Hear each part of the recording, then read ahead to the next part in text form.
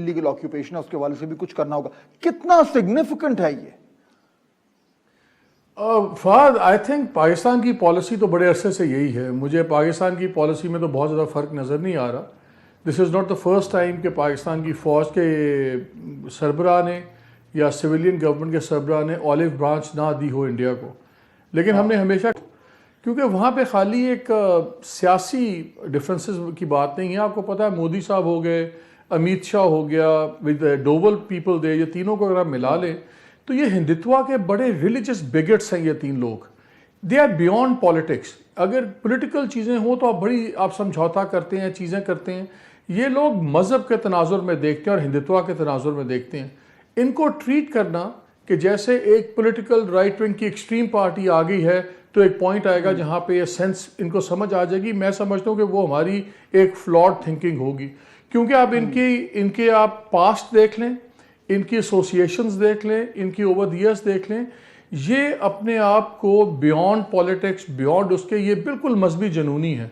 So I don't think कि हमारी in offer से फ्रैंकली कोई फ़र्क पड़ेगा, क्योंकि उनका जो प्रायोरिटी है और वो अपने आप को हिस्ट्री का फुट नोट देखता है मोदी।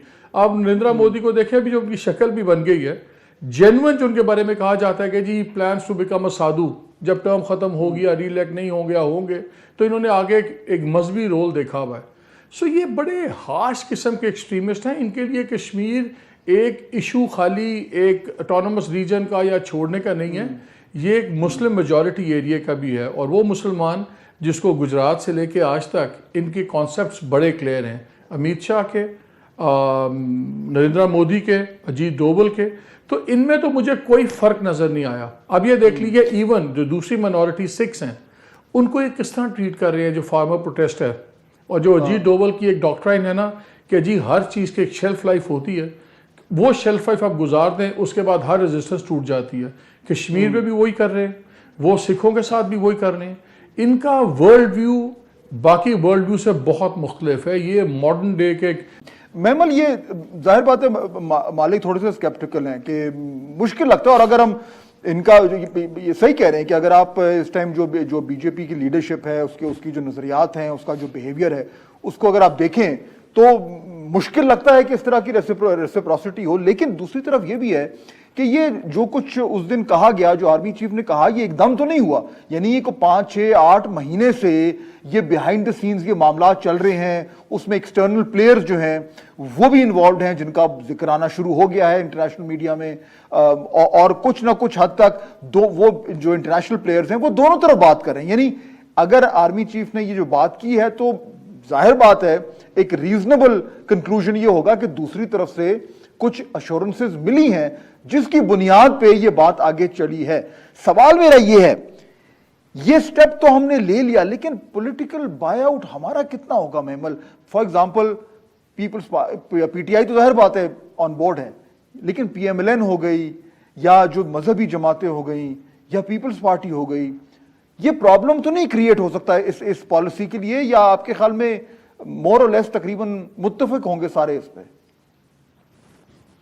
देखिए फहद, जो बातें मालिक साहब ने की हैं एक्चुअली वो काफी हद तक दुरुस्त हैं कि पाकिस्तान में हमेशा से एक ये थिंकिंग थी कि अगर एक राइट विंग यानी कि BJP government, BJP versus Congress आप कर लेना, कि लगता था कि अगर बीजेपी की हुकूमत आएगी और अगर बीजेपी की हुकूमत जो है वो पीस करेगी तो उसमें ज्यादा वजन होगा, ना कि कांग्रेस, क्योंकि उनके और मसाइल हैं तो उनको उधर जरा एक और निगाह से देखा जाता है, तो शायद इस वजह से बेहतर तरीके से पीस प्रोसेस आगे चल सके। ये हमने पाकिस्तान में थिंकिंग देखी। आप ये देखिए कि मोदी की दूसरी हुकूमत आने से पहले वजीर आजम साहब ने भी कहा कि हम वेट कर लेते हैं इलेक्शंस का, और फिर जब जो भी हुकूमत आएगी तो फिर हम उनसे बात करते, क्योंकि लग यही रहा था कि बीजेपी की गवर्नमेंट जीतेगी। लेकिन बीजेपी की गवर्नमेंट अंडर अटल बिहारी वाजपेयी और बीजेपी की हुकूमत मोदी के अंडर बिल्कुल फर्क है। और ऐसा मालिक साहब ने बात की ना, अमित शाह और ये मोदी और फिर वो योगी जो है यूपी वाले, इन सारों की जो पॉलिसीज है ना वो एक्चुअली बड़ी खौफनाक हैं। और वो एक एंटी माइनॉरिटी उनकी उधर जो डोमेस्टिक अपनी पूरी पॉलिसी है, वो बहुत ही एक खौफनाक किस्म की है। लेकिन मैं ये बात करूं, क्योंकि आपने सवाल किया पाकिस्तान के तनाजुर में कि क्या हमारी ऑपोजिशन की जमातें जो हैं वो इस चीज को कैसे ले। देखिए, पाकिस्तान मुस्लिम लीग नून ने हमेशा से पीस की बात की, पीपल्स पार्टी के दौरे हुकूमत में भी पीस की ही बात की गई। वो बेशक मोहतरमा की जिंदगी की हुकूमतें हों या अभी जो 2008 वाली हुकूमत थी, मियाँ साहब के भी यही है। फिर हमने देखा उसके बाद जनरल मुशर्रफ ने भी, हालांकि कारगिल के बावजूद, आर्किटेक्ट ऑफ कारगिल थे वो, लेकिन उसके बावजूद उनको रियलाइज हुआ कि इंडिया और पाकिस्तान के दरमियान पीस होना चाहिए। उन्होंने तो 4 पॉइंट एजेंडा दे दिया, जो कि इंडिया की तरफ से ना माना गया। हालांकि उसको बहुत सारे जो मकबूजा कश्मीर के लोग हैं वो एक्चुअली समझते थे कि ये बहुत ही अच्छी एक तजवीज थी कि जिसके ऊपर अगर अमल होता तो वाकई पाकिस्तान और भारत के दरमियान एक अमन कायम हो सकता।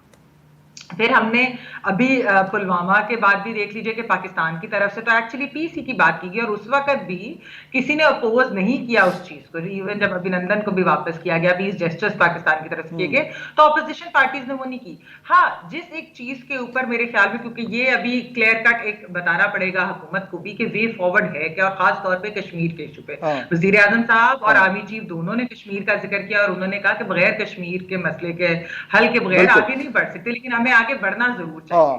देखिए फाद, ये बहुत, लेकिन इसमें कॉम्प्लिकेशन भी है, कॉम्प्लिकेशन है। लेकिन मैं इसमें एक चीज जो अच्छी जो आर्मी चीफ साहब ने, सॉरी मैं सिर्फ एक सेकंड लूंगी, कि जो आर्मी चीफ साहब ने बात की थी ना कि एक्चुअली ये ट्रेड टाइज, इकोनॉमिक टाइज, ये सब कुछ कितनी अच्छी चीज हो सकती है। आप देखिए सार्क आज तक आगे नहीं बढ़ सका, वो यूरोपियन यूनियन की तरह एक बड़ी स्ट्रॉन्ग ऑर्गेनाइजेशन नहीं बन सका, क्योंकि पाकिस्तान और इंडिया के दरमियान पीस नहीं। So I think it is the need of the hour, लेकिन हमें फॉर्मुलेट करना है। लेकिन इसमें जो कॉम्प्लिकेशन, हाँ बिल्कुल ठीक है, लेकिन वसीम बदामी इसमें जो कॉम्प्लिकेशन है वो ये बात तो दुरुस्त है जो मेमल कह रही है कि ये जो पॉलिसी है कि अगर आप थोड़ा सा बेहतरी, ताल्लुकात में बेहतरी लाना चाह रहे हैं, टेंशन को, कशीदगी को कम करना चाह रहे हैं, तो पीपल्स पार्टी भी इसको फॉलो करती रही है माजी में, और उसकी कीमत भी जो है उसको चुकाना पड़ी। पीएमएलएन भी करती रही है, वो भी भुगतती रही है इस पॉलिसी से। लेकिन अब इस वक्त ये पॉलिसी एस्टैब्लिशमेंट की तरफ से आ रही है। अब पीएमएलएन के एस्टैब्लिशमेंट से ताल्लुकात इतने अच्छे नहीं है, या तो वो ये कह सकते हैं जो आजकल आप देख रहे होंगे ताने वाने लग रहे हैं कि देखें जी हम करें तो चोर, आप करें वगैरह वगैरह, इस तरह की बातें। लेकिन दूसरी तरफ वो ये तो नहीं कह सकते कि नहीं ये पॉलिसी ठीक नहीं, क्योंकि वो खुद भी ये पॉलिसी चला रहे थे। तो अपोजिशन की तरफ से कोई प्रॉब्लम नजर नहीं आ रहा आपके ख्याल में इस पॉलिसी के हवाले से? जी हाँ, बिस्मिल्लाहिर्रहमानिर्रहीम। जब आप यही बात अभी मेहमद से भी सवाल कर रहे हैं तो मेरे जहन में यही सारा मंजरनामा चल रहा था जो जिसको आपने अभी समराइज किया है।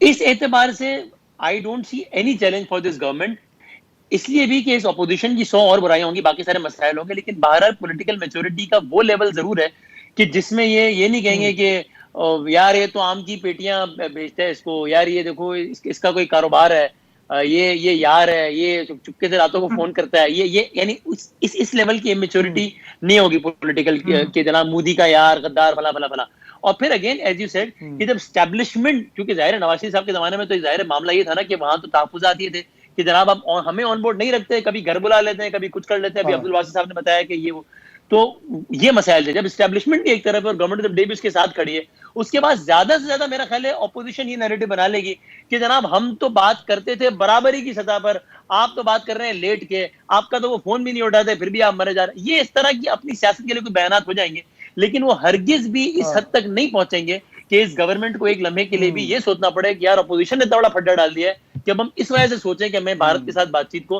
किस तरह आगे बढ़ाना है।